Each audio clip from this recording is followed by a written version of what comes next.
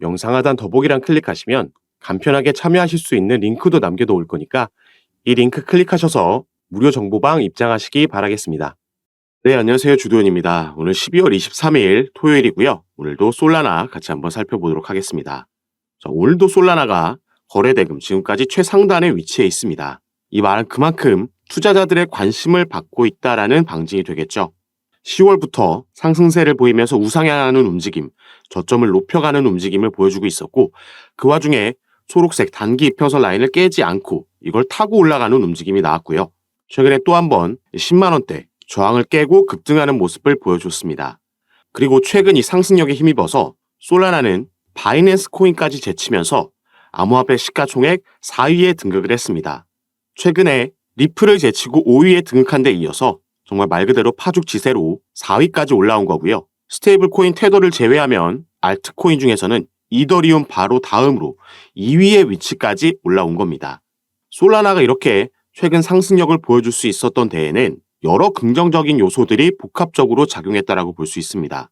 자, 첫 번째로는 이 사가폰을 언급 안 할 수가 없겠죠. 솔라나에서 개발한 핸드폰으로 이로 인한 모바일 접근성이 향상이 됐고요.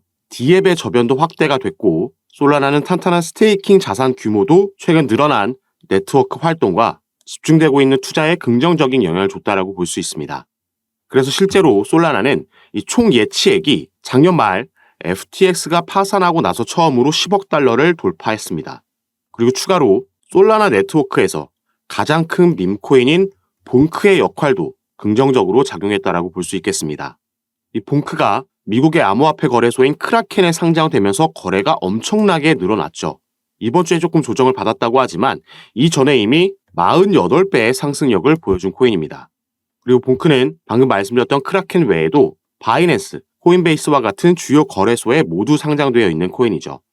그래서 가장 유명한 밈코인이라고 볼 수 있는 도지, 그리고 시바이누에 이어서 지금 세 번째로 큰 시가총액을 가지고 있습니다.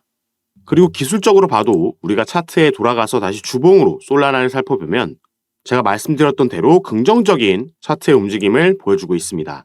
자, 작년 4월 달부터 전혀 지지를 받지 못하고 무너져 내리고 바닥권에 형성되고 있었는데 자, FTX 사태가 작년 11월에 터졌습니다. 이로 인해서 가장 크게 하방 압력을 받았던 게 바로 솔라나 코인이죠.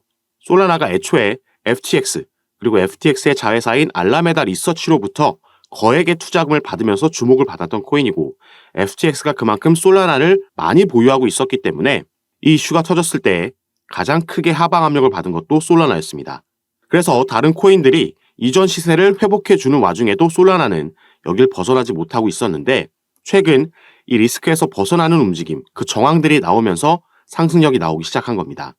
고객자산 반환이 가능해졌고 최근에는 그 비율도 올라가고 있고요. 법원에서 명령했던 FTX가 보유하고 있던 가상자산 물량 매각 명령이 생각보다 시세에 타격을 주지 않을 만큼 분할로 진행됐고 이 부분은 이제 거의 마무리가 됐죠.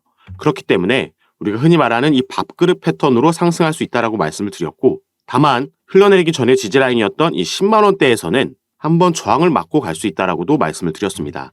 그래서 지금 업비트 오류로 인해서 현재의 주봉이 제대로 표시되지 않고 표시됐다 안 표시됐다 깜빡이고 있는데 자, 여기에 지금 위치하고 있는 거죠.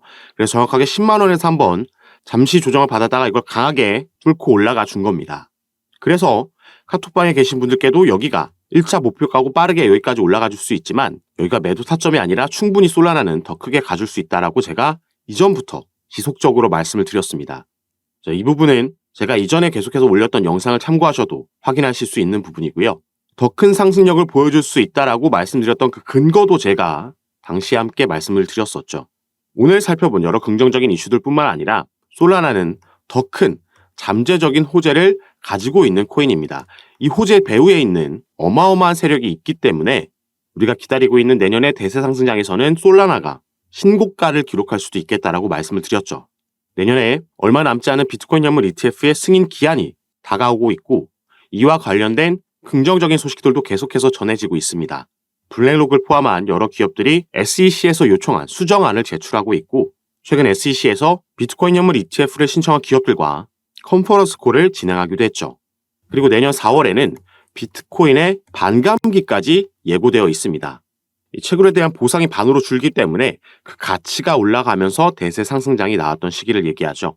그리고 미 연준에서도 내년 상반기에 금리를 인하하는 정책 피벗에 대한 내용도 저번 FOMC 회의 때 흘러나왔기 때문에 여기에 대한 기대감도 살아있는 상황입니다. 이렇게 시장 상황까지 뒷받쳐 줄 거라고 보여지고 있기 때문에 솔라나는 이 잠재적인 호재로 인해서 더 크게 우리가 가장 주목해 봐야 되는 코인 중에 하나라고 말씀을 드리는 거죠. 그래서 지금부터는 이 잠재적인 호재가 어떤 건지, 그 배후에 있는 세력이 어떤 세력인지 하나하나 설명드리면서 살펴보도록 하겠습니다.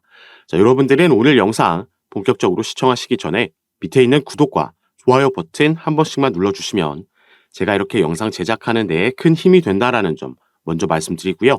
추가로 영상 밑에 더보기란 클릭하시면 간편하게 참여하실 수 있는 카톡방 링크도 제가 남겨놨습니다. 들어오시면 오늘 살펴볼 솔라나의 개별적인 이슈들 뿐만 아니라 시장 전체에 영향을 주는 거시경제 이슈들, 그리고 또 경제지표 발표들도 있죠.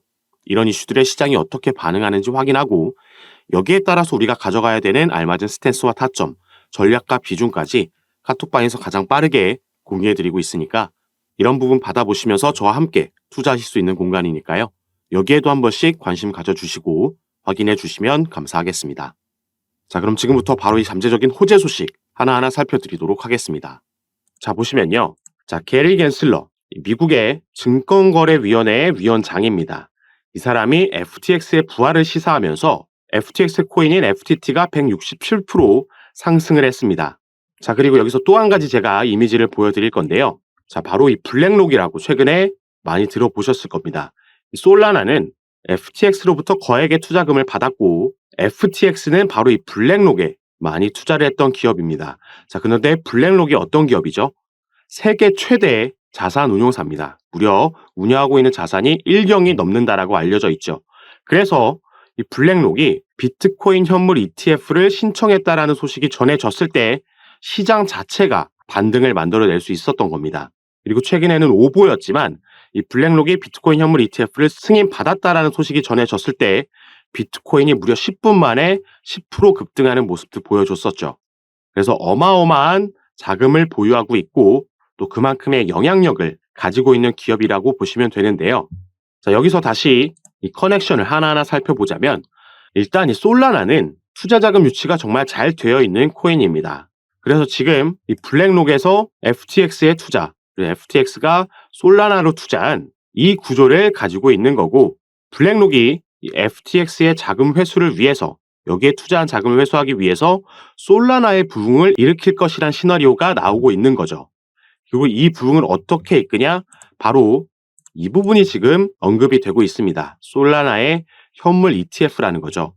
자, 블랙록이 비트코인의 현물 ETF를 신청했고 지금 이 승인이 얼마 남지 않았습니다. 거의 기정사실화되고 있고 그 시점이 언제냐만 전망이 나오고 있죠. 그래서 블랙록은 최근 이더리움에 대한 현물 ETF도 신청 절차를 밟았다라고 전해졌고 이 부분을 블랙록에서 직접 확인해 줬습니다.